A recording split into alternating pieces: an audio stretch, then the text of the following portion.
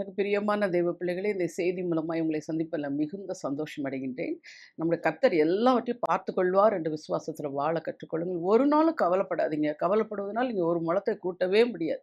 அந்த கவலைப்படுவதை நிறுத்தி, கர்த்தர் சொன்ன வாக்குத்தத்த வசனத்தை வைத்து ஸ்தோத்திரம் பண்ணி, எனக்காக யாவையும் செய்து முடிக்க வல்லவர் என் இயேசு என்று அவரை உரிமை பாராட்டி, நாங்க உம்முடைய பிள்ளைகளப்பா, நீர் எங்களுக்காக யாவையும் செய்து முடிக்க வல்லவர்ன்னு நான் நம்புகிறேன் என்று சொல்லுங்க. நிச்சயமா உங்களுடைய காரியங்கள் யாவையும் கர்த்தர் வாய்க்க பண்ண முடியும்.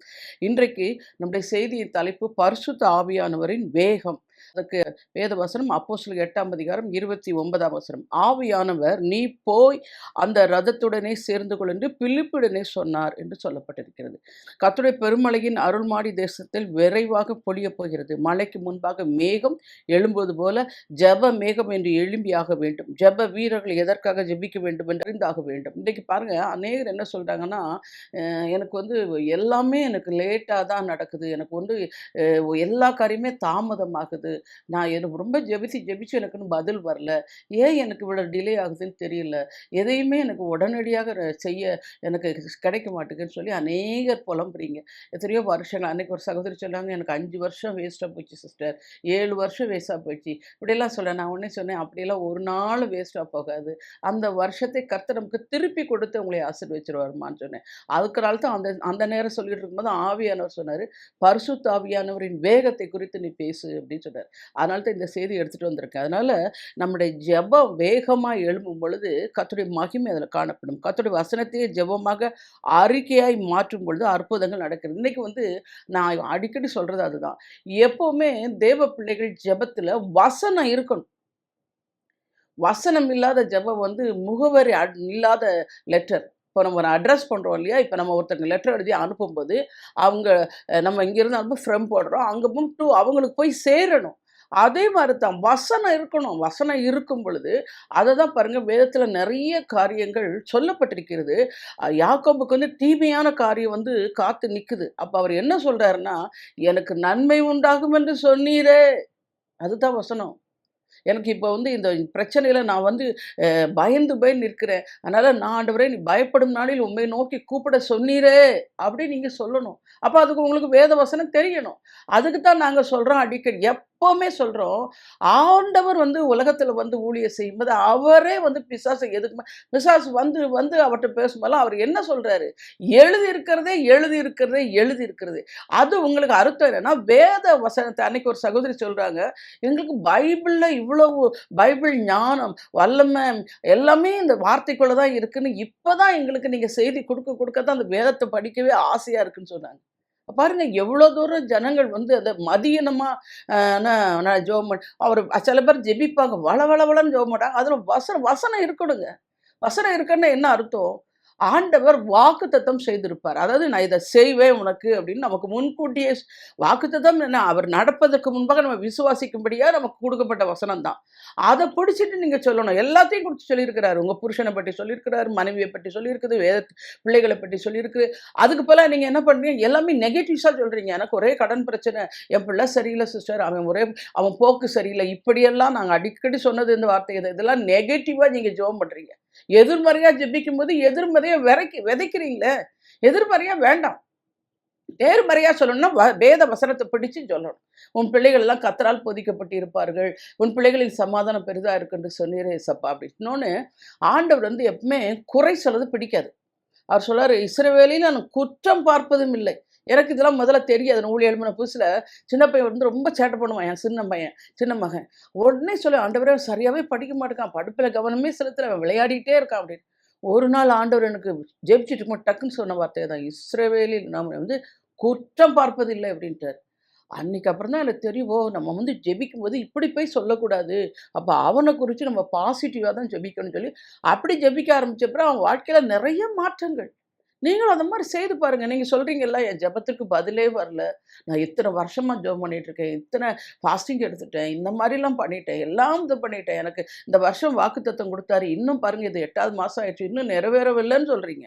ஆனால் பரிசுத்த ஆவியானவர் பாருங்கள் வேகப்படுத்துவார், துரிதப்படுத்துவார். அதாவது சூப்பர் நேச்சுரல் நம்ம சொல்கிறோம் இல்லையா, சூப்பர் நேச்சுரல் ஸ்பீடப் பண்ணிடுவார். அதை நான் சில காரியங்கள் எனக்கு ஆண்டோட ஜெபம் பண்ணிகிட்டே இருப்பேன், திடீர்னு ஒரு நாள் சொல்லுவார், நீ வந்து அதுக்கு ஆயத்தம் ஆயிடு அப்படின்றவார். இப்போ நான் ஒரு 2, 3 பிரச்சனைக்கு ஆண்டவருடைய சமூகத்துல ஒப்படைச்சு சென்றிருக்கேன். அது சொல்லிட்டே இருக்கிறாரு. நீ வந்து பயப்படாதே, நீ போய் உன் வார்த்தையின்படி ஆயத்தப்படு, ஆயத்தப்படு, ஆயத்தப்படு அனௌன்ஸ் பண்ணிட்டே இருக்கிறாரு. அப்படி சொல்லும்போது ஸ்பீட் அப் பண்ணிடுவார் அவருடைய காரியத்தை. அது தெரிந்து கொள்ளுங்கள் தேவ பிள்ளைகளே, எல்லா நேரங்களிலும் கர்த்தர் கூட இருக்கிறார். கர்த்தருடைய வசனத்தையே ஜெபமாக அறிக்கையாக மாற்றும் பொழுது அற்புதங்கள் நடக்கிறது. ஆவியானவரின் கிரிகள் வலுக்கின்றது. ஆரோக்கியம் கொடுக்கும் வல்லமை கிடைக்கின்றது. அன்பின் அன்பின் ஆவியானவர் கிரியை தான் அனைவரையும் கூட்டி சேர்க்கிறது என்று அப்போஸ்தலர் 2ஆம் அதிகாரம் 1-4 18 19 சொல்லுது. அன்னைக்கு ஒரு சகோதரர் எனக்கு ஃபோன் பண்ணும்போது சொன்னாரு, ரொம்ப சிக்கா இருக்கும்போது அவர் என்ன சொல்லிட்டாங்கன்னா, உங்களுக்கு ரொம்ப நாள் நீங்க இருக்க மாட்டீங்க. உங்களுக்கு வந்து இந்த மாரி எல்லா ஆர்கன்ஸும் பழுதுட்டு போயிருக்குது. நீங்க வந்து அது ரொம்ப கஷ்டம் நீங்க இருக்கு. அதனால உங்க காரியங்களெல்லாம் நீங்க சீக்கிரம் ரெடி பண்ணிருங்க அப்படின்னு சொன்னோனே, அவரு எனக்கு சொல்றாரு, எனக்கு நாள் குறிச்சுட்டாங்கம்மா சாவுக்கு அப்படின்னாரு. என்ன சொல்றீங்கன்னு கேட்டேன். சொல்றாரு டாக்டர்ஸ் வந்து ரிப்போர்ட்ல அப்படி. நான் உடனே சொன்னேன், ஐயா நம்முடைய காலங்கள் கர்த்தருடைய கரத்துல இருக்குது. அது எப்படி டாக்டர்ஸ் வந்து உங்களுக்கு நாள் குறிக்கிறது? இல்ல ஐயா. நீங்க இந்த உலக பிரகாரம் மாம்ச சிந்தையிலே வாழ்ந்தீங்கன்னா மரணம் தான் ஐயா. ஆவி சிந்தையினால வாழப்படுங்க. ஆட்கொள்ளுங்கன்னு சொல்லிட்டு, அவருக்கு வந்து ஆயுசு நாட்களை பூரணப்படுத்துகிற கர்த்தர்ன்னு சொல்லி அந்த வசனங்கள் எல்லாம் கொஞ்சம் செலக்ட் பண்ணி குடுத்து ஜெபம் பண்ணேன். இப்ப அவர் என்ன சொல்றாரு, இப்ப எனக்கு அந்த மரண பயமே என்ன விட்டு நீங்கிடுச்சும்மா. இப்ப ரிசல்ட் எல்லாம் போய் பார்த்தீங்கன்னா, எல்லாம் பாசிட்டிவா மாறிடுச்சுன்னு சொல்றாரு. பாருங்க. அப்ப நம்முடைய அறிக்கைகள் நம் அதனால தான் சொல்றாரு, வசனம் வந்து இருதயத்துல நாட்டப்படணும். ஆத்துமாவுல நாட்டப்படணும். இருதய நிறைவினால் வாய் பேசும். நீங்க வந்து உங்களுடைய பலகீனத்த குறிச்சு டாக்டர் ரிப்போர்ட்ட பத்தி இப்படி சொல்லிட்டாங்க, அப்படி சொல்லிட்டாங்க அப்படின்னு சொல்லிக்கிட்டே இருந்தீங்கன்னா, அதையே நீங்க நம்பிட்டு இருக்கிறீங்க. அத கட்டி பிடிச்சிட்டு இருக்கீங்க. அத விசுவாசிக்கிறீங்க. அதுக்கு மேல நம்பிக்கைய வச்சுடுறீங்க. அப்படி இல்ல. நான் உங்களுக்கு அடிக்கடி சொல்லிருக்கேன். ஆவியானவர்ட்ட உங்க பிரச்சனைகள நீங்க ஒப்படைச்சிட்டீங்கன்னா, அவர் அதுக்கு ஏத்த மன்னாவ எடுத்து உங்களுக்கு தருவாருங்க. நம்ம வந்து அதுக்கு தான் நாங்க சொல்றது பரிசுத்த ஆவியானவருடைய அபிஷேகத்த பெற்றுக்கொள்ளுங்க. ஆவியானவர் இக்கட்டு காலத்திலே, நெருக்கத்தின் காலத்திலயும் என்ன மன்னா வேணும்? நம்ம எப்படி சாப்பிட்டு 3 வேளை சாப்பிடுறோம் இல்லையா? இதே போல ஆத்துமாவுக்கும் பலன் வரணும்னா, நமக்கு வந்து வசனம் என்னும் மன்னாவை புசிக்கணும். அத தெரிந்து கொள்ளுங்கள் முதல்ல. வேதத்த படிக்கும்போது, அப்போ நீங்க சில நேரத்துல பாருங்க ஜெபம் பண்ணிட்டு போய் என்ன சொல்றீங்க? போய் நித்தம் நான் உங்களுக்கு சொல்லிருக்கேன். ஒவ்வொரு நாளும் கட்டாயம் நீங்க தேவ சமூகம் பழக்கம் உள்ளவங்களா இருக்கணும். நித்தமும் கர்த்தரை தேடுங்கள்னு சொல்லியிருக்கிறாரு. அவர் சமூகத்துக்கு போணும். அங்க போயி நல்லா துதிக்கணும். துதிக்கும் பொழுது அந்த சிந்தையில இருக்கிற கட்டுகள், இருதயத்தில இருக்கிற பயங்கள் எல்லாம் விலகி போகும். அப்புறம் நல்லா வேதம் வாசிக்கணும். அப்படி வேதம் வாசிக்கும்போது கர்த்தர் வந்து நல்லா அவரோட நடக்க ஆரம்பிச்சிட்டிங்கன்னா, இந்த சாப்டர் எடுத்து படி, அப்போஸ்தலர் 8 எடுத்து படி, அப்போஸ்தலர் 10 எடுத்து படி, சங்கீதம் இதில அப்படி எல்லாம் நமக்கு எல்லாம் அருமையா எனக்கெல்லாம் நான்லாம் அப்படிதான் வளர்ந்தேன். அப்படி சொல்லிக் குடுப்பாரு. அப்ப அத எடுக்க கொடுக்க விட நம்ம அத படிக்க அந்த வசனம் நமக்குள்ள போக போக போக எல்லா நெகட்டிவ்ஸும் வெளியேறத நீங்க பார்ப்பீங்க. ஒண்ணுமே வேண்டாம். சரத்துல இருக்கிற பலவீனங்களே பாருங்க. எல்லா பக்கமும் இப்ப என்ன சொல்றாங்க? எங்க பார்த்தாலும் வலி. எனக்கு உச்சந்தலைந்து உள்ளங்கால் வரைக்கும் சுகமே இல்லையே! வசனம் தான் இருக்கு. உண்மதான். ஆனா அதுக்கு என்ன தீர்வுன்னு இருக்கு இல்லையா? அவர் தான் சொல்றார்ல, "செவிடு மன பலவீனத்தினாவே என் சரத்த விட்டு புறப்பட்டு என்ன தொடாத" சொல்லலாம். மார்க் 9:25. மார்க் 5:34 என்ன சொல்றாரு? "வேதனை நீங்கி சுகமாயிரு, சுகமாயிருப்பேன் விசுவாசிக்கணும்." நீங்க வந்து எதிர்மறையா பேச பேச பேச அதுதான் நடக்கும். அதுக்கு பதிலா நான் சுகமானேன். வேதனை அது எப்படி சுகவீனமா இருக்கும்போது எப்படி நான் சுகமானேன்னு சொல்ல முடியும் அப்படின்றாங்க. இல்ல ஆவிக்குரிய சிந்தையில நீங்க பேச கத்துக்கிட்டீங்கன்னா, உங்க சிந்தையில தான் போர்க்களம் நடந்துட்டு இருக்குது. இது நடக்காது, இது கிடைக்காது, முடியாது, நீ செத்துருவ அப்படின்னு பிசாசு இதெல்லாம் சொல்றான். அவனுடைய பிசாசின் அரண்களை நிர்மூலமாக்கினான்னு நான் சொல்லியிருக்கிறேன். மறுபடியும் சொல்றேன். நாவுக்கு அவ்வளோ அதிகாரம். மரணமும் ஜீவன் நாவின் அதிகாரத்துல இருக்கு. நம்ம நாவ பிசாசு எடுத்துட்டு நரக அக்கினிய கொளுத்தி போட்டு போயிடுறான். அதுதான் நெகட்டிவ்ஸ். உலக வார்த்தை, மாம்ச வார்த்தை, பிசாசு வார்த்தை.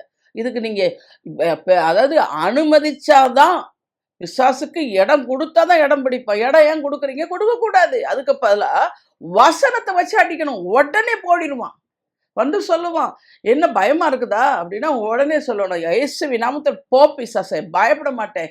என் கூட சேனைகளின் கர்த்தர் கூட இருக்கிறார். நீ வெளிய போ" அப்படி சொல்லணும். நீங்க பழகிட்டீங்கன்னா, அவன் சொல்ல சொல்ல நீங்க அவன எதிர்த்து எதிர்த்து எதிர்த்து விரட்டுனீங்கன்னா ஓடிருவான்.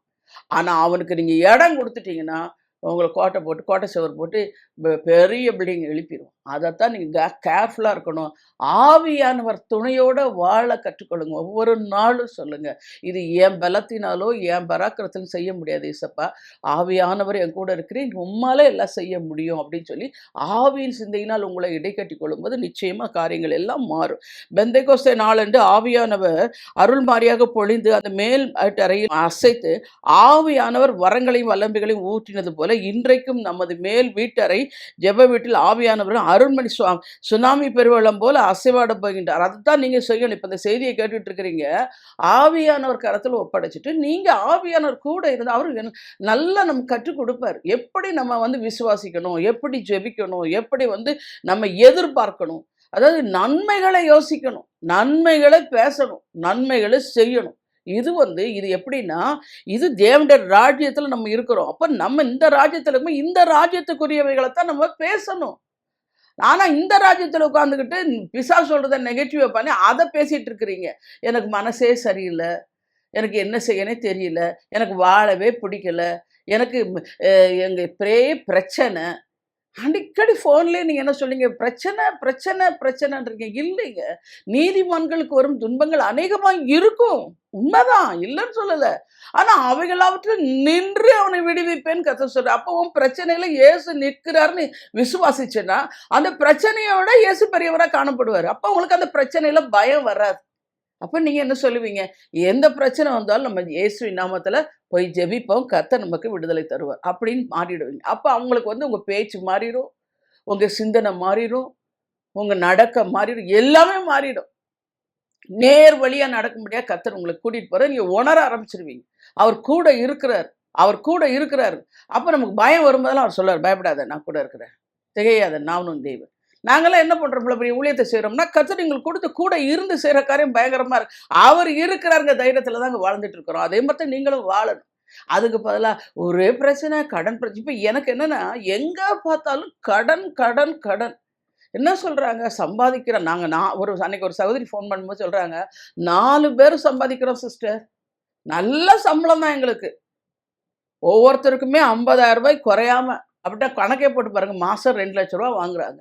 ஆனால் என்னன்னா கடன் பிரச்சனை. அப்போ தான் நான் அவங்ககிட்ட சொன்னேன், ஏன் உங்களுக்கு கடன் வந்துச்சு தெரியுமா அப்படின்னா, அவங்க சொல்கிறாங்க, ஆமாம் சிஸ்டர், அளவுக்கு மீறி ஆசை, அதை வாங்கி இதை வாங்கி எல்லா லோனையும் கட்டுறதுக்கே எங்களுக்கு போதும்னு ஆயிடுது. எங்களுக்கு இப்போ சாப்பாடு கூட பிரச்சனையாக இருக்குது. எப்படி பாருங்கள், கர்த்தர் நம்மளை ஆசீர்வதிப்பார். கடன் வாங்கியா நீங்கள் வந்து உங்களை ஆசீர்வதிக்க வேண்டிய? கடன் வாங்கக்கூடாதுன்னு ஒரு தீர்மானம் எடுங்க. எந்த சூழ்நிலையில் நம்ம அதாவது எப்பவுமே நான் சொல்லுவேன், அவங்களோட உடனே சொன்னேன், சிஸ்டர் நீங்கள் 4 பேரும் சம்பாதிக்கிறீங்க, இந்த வேலை வந்து உங்களுக்கு நிரந்தரம்னு என்ன நிச்சயம்? எவ்வளோ பேரை வேலையிலிருந்து எடுத்துட்டாங்க. அதனால நீங்கள் கர்த்தரை நம்பி வாழ கற்றுக்கொள்ளுங்க. கடன் வாங்க மாட்டேன், கடன் கொடுப்பேன் அப்படி சொல்லி விசுவாசிங்க அப்படின்னு. அப்புறம் அவங்க சொன்னாங்க, இப்போ கடன் வாங்கினதுக்கு நான் என்ன சிஸ்டர் செய்யணும்னாங்க. அப்புறம் வந்து ஆண்டவர்கிட்ட போய் மன்னிப்பு கேளுங்க, ஆண்டவரே எனக்கு தெரியாமல் வாங்கிட்டேன் அப்படின்னு சொல்லிட்டு உங்கள் கடன்கள்லாம் ஒரு பேப்பரில் எழுதி அதில் வசனம் எழுதுங்க. நீ கடன் கொடுப்பாய், கடன் வாங்க மாட்டாய் என்று சொன்னீரே, நீ அநேகர் ஆளுவாருங்க. அப்படி டோட்டலாக, அதாவது சூழ்நிலையை பார்க்காதபடி, உலக மாம்ச விசுவாசத்தை கேட்காதபடி ஆண்டோடைய வார்த்தையை மட்டும் விசுவாசிங்க. எந்த வழியிலாவது கர்த்தர் உங்களுக்கு கடனை அடைச்சிருவாரு அப்படின்னு சொன்னேன். அவங்க அன்றைக்கி சொல்கிறாங்க, இப்போ எனக்கு ஜெபிக்கவே ரொம்ப பிடிச்சிருக்கு சிஸ்டர், எனக்கு நிறைய கடன்கள்லாம் அடைச்சிட்டு வந்துருக்கு. அதான் சொன்னேன், இனி கடன் வாங்க மாட்டேன்னு சொல்லி ஆண்டோட சொல்லுங்க அப்படின்னு. உண்மை அது. எதுக்கு போய் தேவையில்லாமல் செலவுகளெல்லாம் பண்ணிவிட்டு அப்புறம் புலம்புறீங்க? அதுதான் நான் சொல்ல பாருங்கள், நான் கர்த்தருடைய கிருபையினால் சொல்கிறேன், இது வரைக்கும் நான் ஊழியம் 24 வருஷம் ஆகுது. எத்தனையோ முறை இந்த கிரெடிட் கார்டுக்காக பேங்க்லேருந்து ஃபோன் பண்ணிகிட்டே இருப்பாங்க. நீங்கள் நல்ல ரெகுலர் நல்ல கஸ்டமர் எங்களுக்கு வாங்கி. நான் ஒரு நாள் சொல்கிறேன், நான் உயிரோடு இருக்கிற கிரெடிட் கார்டு வாங்க மாட்டேங்க. அது மாதிரி நீங்களும் பண்ணுங்க. முடியாதது ஒன்றுமே இல்லை, இயேசுவால் எல்லாம் கூடும், விசுவாசிங்க. அதுதான் சொல்கிறாரு பாருங்க இங்கே. இப்போ நம்ம எல்லாரும் எழுப்புதலை எதிர்பார்த்துட்டு இருக்கோம் இல்லையா? அதுதானே உண்மை. பாருங்க, எழுப்புதல் வரும் பின்னே ஜெபம் வரும் முன்னே, பின்வாரி மழைக்காக வேண்டிக் கொள்ளுங்கள் என்று அவர்கள் மழையை கட்டளையிடுகிறார். சகரியா 10:11. இப்போ நம்ம எல்லாரும் அதனை சொல்கிறோம், உலகமெங்கிலும் ஆண்டவருடைய வருகைக்கு ஆயத்தமாயிடுச்சு, எல்லா அடையாளங்களும் நடந்து கொண்டு இருக்குது. அப்போ நம்ம எவ்வளோ ஆயத்தமாகணும்? இன்றைக்கு பரிசுத்த ஆவியாரின் வேகத்தின் மூலம் நாம் எப்படி ஆசீர்வாதத்தையும் பெருக்கத்தையும் பெற்றுக்கொள்ளப் போகிறோம் என்பதுதான் இன்றைக்கு செய்தி. முதலாவது நாம் பார்க்கும்போது, வேகம் தரும் பரிசுத்த ஆவியானவரின் அருள் மாறி, அதாவது அப்போஸ்தலர் 8ஆம் அதிகாரத்தில் 26லிருந்து 39 வரைக்கும் சொல்லப்பட்டிருக்கு. அதில் என்னன்னா 26ஆம் வசனத்தில் கர்த்தர் சொல்லுவார், பிலிப்பை நோக்கி, நீ எழுந்து தெற்கு முகமாய் எருசலேம் வந்து காசா பட்டணத்துக்கு போகிற வனாந்த மார்க்கம் போ என்றார். அதாவது எப்படி இந்த ஆவியானவர் அவரை பிலிப்பை வழி நடத்தினார் பாருங்க இதுல. அதுதான் இருக்கு. அவர் அப்படியே எழுந்து போனான். அது சொல்லப்பட்டிருக்கு. அப்போ ஊருக்கு திரும்பி போகும்போது அந்த 28 வசனம் தன் ரதத்திலே உட்கார்ந்து ஏசாயா தீர்க்கதரிசியின் ஆகமத்தை அதுல வந்து அதுக்கு முன்னாடி அந்த 27 வசனம் சொல்லுது. அப்பொழுது எத்தியோப்பியருடைய ராஜஸ்திரியாகிய கந்தாகே என்பவளுக்கு மந்திரியும் அவளுடைய பொக்கிஷம் எல்லாத்தையும் தலைவனுமாய் இருந்த எத்தியோப்பியனாகிய ஒருவன் பணிந்து கொள்ளும்படி எருசலேமுக்கு வந்திருந்து அவ்வூருக்கு திரும்பி போகும்போது தன் ரதத்திலே உட்கார்ந்து ஏசாயா தீர்க்கதரிசியின் ஆகமத்தை வாசித்துக் கொண்டிருந்தார். அப்பதான் இந்த வசனம் 29 ஆவியானவர் நீ போய் அந்த ரதத்துடனே சேர்ந்து கொள் என்று பிலிப்பினுடனே சொன்னார் அப்படி சொல்லப்பட்டிருக்கு. 30 வசனத்தில் அப்பொழுது பிலிப்பு ஓடி போய் சேர்ந்து அவன் ஏசாயா தீர்க்கதரிசியின் ஆகமத்தை வாசிக்கிறதை கேட்டு, நீர் வாசிக்கிறவைகளின் கருத்து உமக்கு தெரியுமா கேட்கிறார் பாரு. இதுதான் நம்ம சுவிசேஷத்தை உரைக்கும் போது ரொம்ப சாந்தமா அன்பா அவங்க என்ன சூழ்நிலை இருக்கிறாங்கன்னு பார்த்து கேட்கிறாரு. அப்பொழுது பிலிப்பு அதற்கு அவன் ஒருவன் எனக்கு தெரிவிக்காவிட்டால் அது எனக்கு எப்படி தெரியும் என்று சொல்லி பிலிப்பு ஏறி தன்னோட உட்காரும்படி அவனை வேண்டிக் கொண்டான். அப்புறம் பாருங்க வாசிட்டு அவங்க போயிட்டே இருக்கும்போது அந்த மந்திரி வந்து பிலிப்பை நோக்கி தீர்க்கதரிசி யாரை குறித்து இதை சொல்கிறார், தம்மை குறித்தோ வேறொருவத்தை குறித்தோ எனக்கு சொல்ல வேண்டும் என்று கேட்டுக்கொண்டான். அப்பொழுது பிலிப்பு பேசத் தொடங்கி இந்த வேத வாக்கியத்தை முன்னிட்டு இயேசு கிறிஸ்துவை குறித்து அவனுக்கு பிரசங்கித்தான். அதனால்தான் பிரசங்கம் இல்லாமல் ஒன்றும் செய்ய முடியாது. இவ்விதமாக அவர்கள் வழிநடந்து போகையில் தண்ணீர் உள்ள ஒரு இடத்துக்கு வந்தார்கள். அப்பொழுது மந்திரி இதோ தண்ணீர் இருக்கிறதே, நான் ஞானஸ்நானம் பெறுகிறதுக்கு தடை என்னன்னு கேட்கிறார். அப்பதான் அதுக்கு பதில் சொல்றார் பிலிப்பு. அதற்கு பிலிப்பு நீ முழு இதயத்தோடு விசுவாசித்தால் தடையில்லை என்றான். அப்பொழுது அவன் இயேசு கிறிஸ்துவை தேவனுடைய குமாரனோடு விசுவாசிக்கிறேன் என்று சொல்லி ரதத்தை நிறுத்த சொன்னான். அப்பொழுது பிலிப்பும் மந்திரமாகி இருவரும் தண்ணீர் இறங்கினான். பிலிப்பு அவனுக்கு ஞானஸ்நானம் கொடுத்தான். இங்கே சொல்லப்பட்டிருக்கு. இதுல வந்து முதலாவது பிலிப்பினுடைய நடை வேகம். அதாவது ஆவியார் சொல்ல போய் சேர்ந்து கொள்ளுறாரு, அவன் வேகமா போறாரு. ரெண்டாவது வந்து பாருங்க ரதத்தின் வேகம். அவர் ரதத்தில் போயிட்டு இருக்கிறாரு, அந்த ரத வேகம். மூன்றாவது ஆவியானவருடைய வேகம். ஆவியானவரின் வேகத்தை எவராலும் அளவிட முடியாது. உங்களுக்கு தெரியும், அந்த எலிசாவுடைய அந்த மழை வர்றதுக்கு முன்னாடி ராஜா சொல்லுவார், அவர் ராஜா வந்து பூட்டிட்டு போகிறதுக்கு முன்னாடி அவர் போயிட்டு இருக்குது, அவருக்கு முன்னாடி எலியா ஓடுவார். அப்போ யார் கூட ஓடுனது? ஆவியானவர். அதே மாதிரி தான் உங்களுடைய வாழ்க்கையிலையும் எந்த காரியத்தையும் நீங்கள் ஆவியான கரத்தில் ஒப்பு கொடுத்துட்டீங்கன்னா, இப்படி எல்லாம் தாமதமாக கிடையாது, ஒன்றும் நடக்காமல் இருக்கு, எல்லாம் தடையாக இருக்குன்னு சொல்கிறீங்களா, அப்படியே இல்லை. ஆண்டவர் வந்து அதை ஸ்பீட் பண்ணிடுவார். பரிசுத்தவர் வேகமாக போய் முடிச்சு கொடுத்துருவார். அதுதான் செய்வார். இல்லாமல் எல்லா காரியம் ஊழியத்துக்கு பிரதிஷ்டை செய்தோம். நீங்களும் பிலிப்பை போல ஓடி போய் அப்போஸ்தலர் 8:30 படி சேர்ந்து கொள்ள வேண்டும். அதாவது நடை வேகமாக இருக்கணும், ரதத்தை போல் ஓடணும். நல்லா ஊழிய செய்கிறீங்க, இல்லை குடும்பத்தை நடத்துறீங்கன்னா நல்லா சுறுசுறுப்பாக இருக்கணும். காலையில் எழும்பணும், ஜெபம் பண்ணணும், வேத வாசிக்கணும், பரிசுத்த ஆவியில நிரம்பணும், வீட்டு வேலை செய்யணும், எல்லாம் செய்துட்டு நம்ம கூட இருந்து ஆவியானவர் கூட இருக்கிறாருங்கிறத உணர்ந்து நீங்கள் நடத்தீங்கன்னா உங்களுடைய வாழ்க்கையில் எல்லாத்தையும் கர்த்தர் அவர் வேகத்தை அனுமதிப்பார். அதே தான் பாருங்க, இந்த இதில் பார்க்கும்போது நம்ம லூக்கா 5ஆம் அதிகாரம் 5ஆம் வசனத்தில் பேதுரு மீன்பிடிப்பு சொல்லப்பட்டிருக்கு. ராவெல்லாம் கஷ்டப்படுறார்.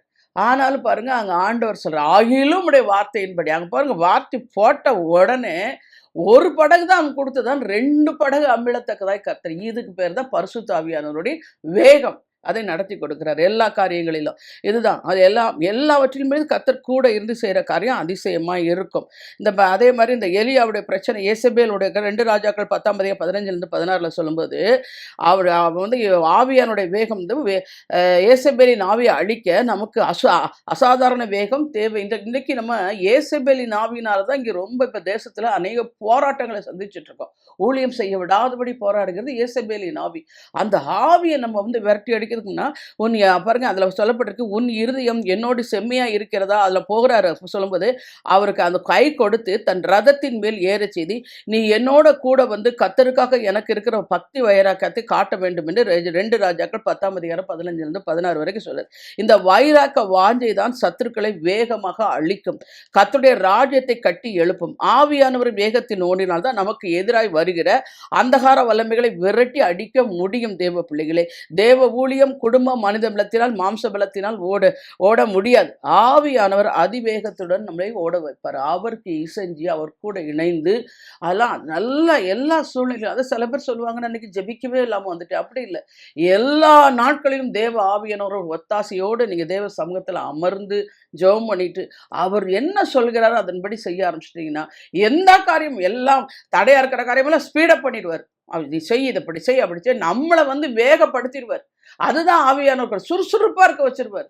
சில பேர் பாருங்க, எப்ப பார் சோர்ந்து போய் எனக்கு ஜெபிக்க முடியல, எனக்கு வேதம் வாசிக்க முடியல, எனக்கு சர்ச்சுக்கு வர முடியல, எனக்கு உடம்பு சரியில்ல, அது சரியில்ல, இது சரியில்ல, இப்படியே புலம்பிட்டு இருப்பாங்க. நீங்கலாம் என்ன சொல்லணும்? காலையில எழும்புன வந்து சொல்லணும், என்னை பலப்படுத்த கிறிஸ்துவினால் எல்லாவற்றையும் செய்ய எனக்கு பலன் உண்டு அப்படின்னு சொல்லி எழும்பிட்டீங்கன்னா, அவருடைய பலத்தினால் உங்களை இடை கட்டிட்டாரா, அந்த நாள் முழுதும் சோர்ந்து போக மாட்டீங்க, பலகீனமா இருக்க மாட்டீங்க. 2வது நான் பார்க்கும்போது, பெருகச் செய்யும் பரிசுத்த ஆவியானவரின் அருள் மாறி. கர்த்தர் மனிதனை படைத்தவுடன் அவனுக்கு கொடுத்த முதல் அதிகாரம், நீங்கள் பலுகி பெருகி பூமியை நிரப்பி அதை கீழ்ப்படுத்தி ஆண்டு கொள்ளுங்கள் என்று சொல்லி அவர்களை ஆசீர்வதித்தார் என்று ஆதியாகமம் 1ஆம் அதிகாரம் 28. இதுதான் முதல்ல சொல்லி மனுஷனை முதல்ல பலுகி பெருகி ஆண்டு கொள்ளுங்கள் அப்படின்னா, ஆளுகை செய்யத்தான் அது நம்மள வந்து மனுஷர்கள் படைச்சு ஏற்படுத்தினார். ஆமா பாருங்க, நடந்ததெல்லாம் வேற. இங்க பாருங்க, ஆண்டவரின் புது சிருஷ்டியாகிய நமக்கும் இந்த ஆசீர்வாதம் சொந்தம். பலுகி பெருக வேண்டும் என்றால் உலகம் மாமிச பிசாசு சொல்கிறதை கேட்காதே. நான் இப்பதான் அடிக்கடி சொல்லுவேன் எல்லா செய்தியிலும். ஏன்னா எந்த சூழ்நிலைகளும் உலகம் மாமிச பிசாசு நமக்கு எதிரிடாகவே தான் நிற்கும். சூழ்நிலைகள் ஏத்து நிற்கும், உலக மக்கள் ஏத்து நிற்பாங்க, எதிரியான பிசாசு எந்திரிப்பா. நம்ம ஆண்டவர் ஒரு காரியத்தை செய்ய சொன்னார், உடனே பிசாசு வந்து அப்போஸ் பண்ணுவான். அப்பவே தெரிந்து கொள்ளும். நான் உங்களுக்கு ஒன்று சொல்றேன், பிசாசு சொல்றதை நீங்க கேட்காம போனாலே நீங்க வந்து ஆவியானவரோட இணைஞ்சு கொள்வீங்க. அவன் என்ன சொன்னாலும் சொல்லணும், நீ பொய்யனும் பொய்க்கு பிதாவனு ஓடி பேசுவி நமத்தினால சொல்லணும். உலகத்தார் எப்பவுமே நமக்கு வந்து அட்வைஸ் பண்ற மாதிரி பண்ணி நம்மளை கீழே இறக்கிடுவாங்க. அவங்க பேச்சையும் கேட்கக்கூடாது. அதனால நான் மாம்சமும் அப்படித்தான். மாம்சம் வந்து ரொம்ப துள்ளும். நீங்க வந்து ஒரு உதாரணத்துக்கு சொல்றேன், நாளைக்கு போய் நம்ம ஒரு 21 டேஸ் ஃபாஸ்டிங் இருக்கலாம், இல்லை இந்த 3 வாரம் ஃபாஸ்டிங் இருக்கலாம் அப்படின்னு சொல்லி நீங்கள் செலக்ட் பண்ணுவீங்க. அது உடனே ஆமாம் இருக்கணும் அப்படின்னு சொல்லி. ஆனால் ஃபாஸ்டிங் இருக்க போகிற அன்னைக்கு மாம்சம் வந்து சொன்னிக்கு ரொம்ப பலகீனமாக இருக்கலாம், அடுத்த வாரம் எடுத்துக்கலாம்ல. மாம்சம் தான் சொல்லும், அதை கேட்கவே கூடாது. மாம்சத்தை வந்து ஒடுக்கணும்னா ஃபாஸ்டிங் ப்ரேயர் கட்டாயம் தேவை. அதான் சொல்றாரு பிரசங்கி, மாம்சத்துக்கு இடம் கொடாமல் இது புத்தி பிசகினால் செய்தது என்று உன் தூதனுக்கு முன் சொல்லாத அப்படின்னு. மாம்சம் எப்பவுமே ஆவியின் சிந்தையும் மாம்சத்தையும் போராடிட்டே இருக்கும், அதுக்கு இடம் கொடுக்கக்கூடாது. ஆனா ஆவியானவரோட இணைஞ்சிங்கன்னா ஆசீர்வாதமா இருப்பீங்க, பலுகி பெருக முடியும். அவர் நல்ல ஆலோசனை கொடுப்பார். எத்தனை பழைய ஏற்பாட்டுல இருந்து புதிய ஏற்பாடு வரைக்கும் பாருங்க, ஆவியானவர் பிளெஸிங்ஸ் எப்படி இருந்துச்சு. ஆபிரகாம் யார் ஆசீர்வதிச்சா? அதுதான் ஆவியானவர் தான். எல்லா காரியங்களையும் பாருங்க. யாக்கோபு ஒண்ணுமே இல்லாம கோலும் கையுமா போனவர் யாரு? அவர் கூட இருந்து ஆலோசனை கொடுத்து அவன் லாபான்ட்ட போய் மாட்டிக்கிறான். லாபான்ட்ட வந்து அது பண்ணி ஆண்டவர் தானே அதை சொன்னாரு, இந்த மாதிரி ஆலோசனை கொடுத்தாரு. அந்த ஆடு பொழியும் போது நீ போடுங்க, எவ்வளவு ஆசீர்வாதத்தை பெற்றுக்கொண்டு. அதே மாதிரி ஆண்டவர்கிட்ட தாங்க ஆசீர்வாதத்தினுடைய ஆலோசனை எல்லாம் கிடைக்கும். நீங்க இந்த உலகத்தார போல இதை செஞ்சிடலாமா, இந்த வேலைக்கு போகலாமா, அந்த வேலைக்கு போகலாமா, ஃபாரின் போயிடலாமா, அங்க போயிடலாமா, இங்க போய் இதையே உங்க சிந்தையில வச்சு பிசாசு உங்களை அலக்களிக்கிற ஆவியில போட்டுருவோம். நீங்க அப்படி செய்யவே கூடாது. நீங்க ஆண்டவர்கிட்ட போய் ஆலோசனை கேட்கணும். அவர் அதுக்கு தான் சங்கீதக்காரர் சொல்லுவாரு, எனக்கு ஆலோசனை தந்த கர்த்தாவே உமக்கு ஸ்தோத்திரம். ஒவ்வொரு நாளிலும் சங்கீதம் 32:8 சொல்லப்பட்டிருக்கு, நான் உனக்கு போதித்து நீ நடக்க வேண்டிய வழியை காட்டு, உன்மேல் என் கண்ணை வைத்து உனக்கு ஆலோசனை. எதுவா இருந்தாலுங்க, ஒரு பிள்ளைகள் ஸ்கூல்ல அட்மிஷன் போடுறீங்களா, ஆண்டவர்கிட்ட போய் கேளுங்க. ஆண்டவரே இந்த ஸ்கூல்ல போடலாமா அப்படின்னா, அவர் வந்து அவருக்கு சித்தம் அவர் டைரக்ட் பண்ணி விட்டுருவாரு. யாரை பிடிக்கணும், யாருக்கு ஒத்தாசை அனுகூலம் எங்கெல்லாம் கிடைக்கணும், டக்கு டக்கு டக்குன்னு முடிச்சிடும். அதே மாதிரி பிள்ளைகள் ஒவ்வொரு நாளிலும் நீங்கள் சொல்லி சொல்லி ஸ்தோத்திரம் பண்ணணும். பிள்ளைகள் கத்தரால் கிடைக்கும் சுதந்திரம் ஆண்டவரை, நீங்கள் என் பிள்ளையை பாதுகாத்துக்கணும், அவங்க வழிகளெல்லாம் காக்கும்படிக்கு தூதல் கட்டளையிடுங்க அப்படின்னு வேதத்தையே முக்கியப்படுத்தி பிள்ளைகள் மீது உங்கள் குடும்பத்தின் மீது அரைஞ்சு. அதே மாதிரி பிஸ்னஸ் பண்ணுறீங்களா, கையிட்டு செய்யும் வேலையெல்லாம் ஆசீர்வாதத்தை கட்டளையிட்டேன்னு என்று சொன்னீரே அப்படின்னு சொல்லணும். அதுக்கு பதிலாக ஐயோ கடனா போச்சு, என்ன படம் தெரியல, அது அப்படியே வியாபாரம் இறங்கிட்டே போகுது, ஒன்றுமில்லாமல் போயிரும் போல் இருக்கு, உருப்படாமல் போயிரும் போல் இருக்கு, இப்படியெல்லாம் பேசுறத நிறுத்திட்டு என் கையிட்டு செய்யும் வேலையை எனக்கு கர்த்தர் கூட இருந்து என்னை ஆசீர்வதிப்பார், அவர் நாமத்தில் நான் ஜெயம் எடுப்பேன்னு சொல்லிட்டு போங்க, ஆசீர்வாதமாக இருப்பீங்க. எத்தான் கற்றுக் கொடுக்குறோம், நாங்கள் அதை செய்யணும். எல்லா காரியங்களும் பாருங்கள். ஆபிரகாம் 100 வயதில் ஈசாக்கை பெற்றெடுத்தார். அவர்களுடைய மலட்டுத்தன்மையும் வாக்குத்தத்தம் என் வசனத்தினாலும் ஆவியானவர் அசைவாடி பிள்ளையை பெற்றெடுக்க கிருபையின்படி. ஆமாம் பாருங்கள், யோசனை பண்ணி பாருங்கள். ரோமர் 4 அதிகாரம் 18 நம்புகிறதுக்கு எதுவுமே இல்லை. ஏன்னா அங்கே சாராளுக்கு வழிபாடு நின்று போச்சு, இவருக்கு சரீரம் செத்து போச்சு, ஒன்றுமே அங்கே சூழ்நிலையை பார்த்தீங்கன்னா 1% கூட நடக்காத மாதிரி இல்லை. ஆனா ஆவியானவர் என்ன சொல்றாரு, இருளை வெளிச்சமாக்குகிறவர், ஒழுங்கினத்தை ஒழுங்குபடுத்துகிறவர், வெறுமை நிறைவாக்குற, அங்க வந்து அசைவாடுறாரு.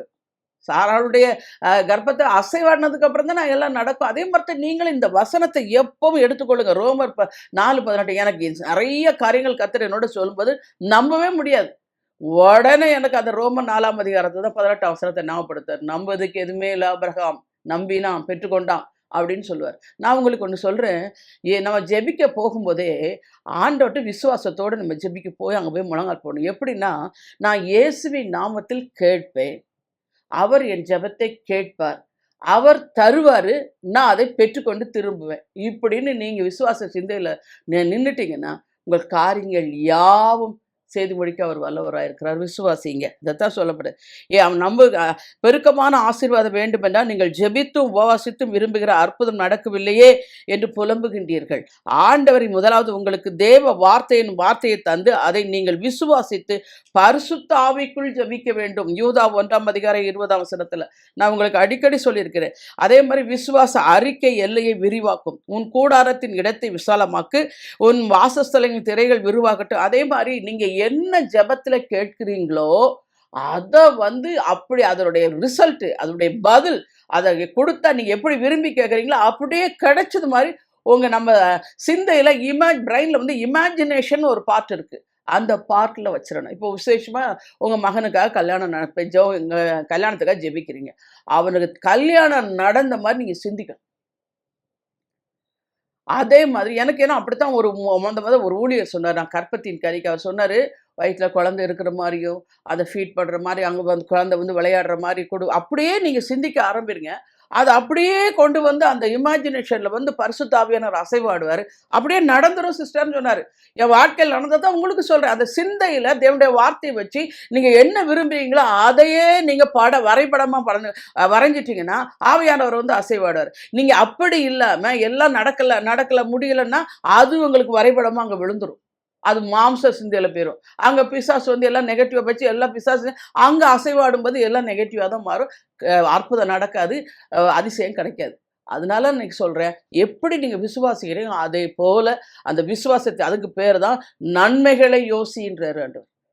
நீதிமொழிகள் 14:22. நன்மைகளை யோசிக்கிறவர்களுக்கு கிருபையும் சத்தியமும் உண்டு. தேவ பிள்ளைகளை அதை செய்யுங்க. இங்கே சொல்றாரு, கூடாரத்தை இடத்தை விசாலமாக்கு, வாசஸ்தல திரைகள் விரிவாகட்டும், தடை செய்யாதே, உன் கயிறுகள் நீளமாக்கி, உன் முளைகள் உறுதிப்படுத்தும், நீ வலது புறத்தில் இடங்கொண்டு பெருகுவாய்ந்து ஏசாயா 54:2-3 சொல்றாரு. இதைத்தான் நீங்க சொன்னீங்க. இப்படி செய்யும்போது தேவ வல்லமை, தேவ கிருபை, தேவ மகிமை எல்லா குடும்பத்தை திருச்சபையை மூடிக்கொள்ளும்.